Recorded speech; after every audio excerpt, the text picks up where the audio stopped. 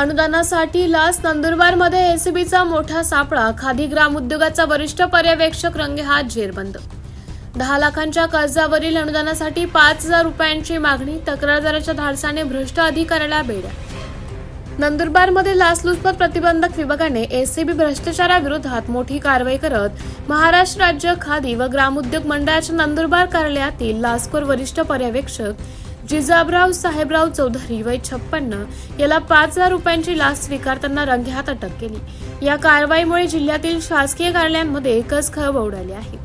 तक्रारदाराने पापड उद्योग व पीठ गिरणीसाठी घेतलेल्या 10 लाख रुपयांच्या कर्जावर मंजूर असलेल्या 35% म्हणजे 3,50,000 रुपयांच्या शासकीय अनुदानाचा लाभ मिळवून देण्यासाठी आरोपीने सुरुवातीला 10 ते 12,000 रुपयांची लाचेची मागणी केली होती.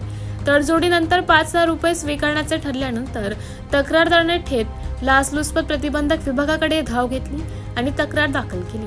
तक्रारीची पडताळणी केल्यानंतर एसीबीच्या पथकाने 30 जून रोजी जिल्हाधिकारी कार्यालयाबाहेरील टोकर तलाव रोड परिसरात सापळा रचला. ठरल्याप्रमाणे आरोपीने तक्रारदाराकडून 5,000 रुपयांची लाच स्वीकारतानाच एसीबीच्या अधिकाऱ्यांना त्यांनी रंगेहात पकडलं. या प्रकरणी नंदुरबार शहर पोलीस ठाण्यात भ्रष्टाचार प्रतिबंधक अधिनियम 1988च्या कलम 7 अन्वये गुन्हा दाखल करण्यात आला असून पुढील तपास सुरू आहे. ही यशस्वी कारवाई नाशिक परिक्षेत्राचे पोलीस अधीक्षक भारत तांगडे, अप्पर पोलीस अधीक्षक प्रदीप मैराळे व कविता फडतरे यांच्या मार्गदर्शनाखाली पोलीस उप अधीक्षक प्रशांत भरते, पोलीस निरीक्षक विकास लोंढे, सहाय्यक पोलीस उपनिरीक्षक विलास पाटील तसेच देवराम गावित, विजय ठाकरे, हेमंत कुमार महाले, नरेंद्र पाटील, जितेंद्र महाले, संदीप खंडारे आणि सुभाष पाडवी यांच्या पथकाने पार पाडली.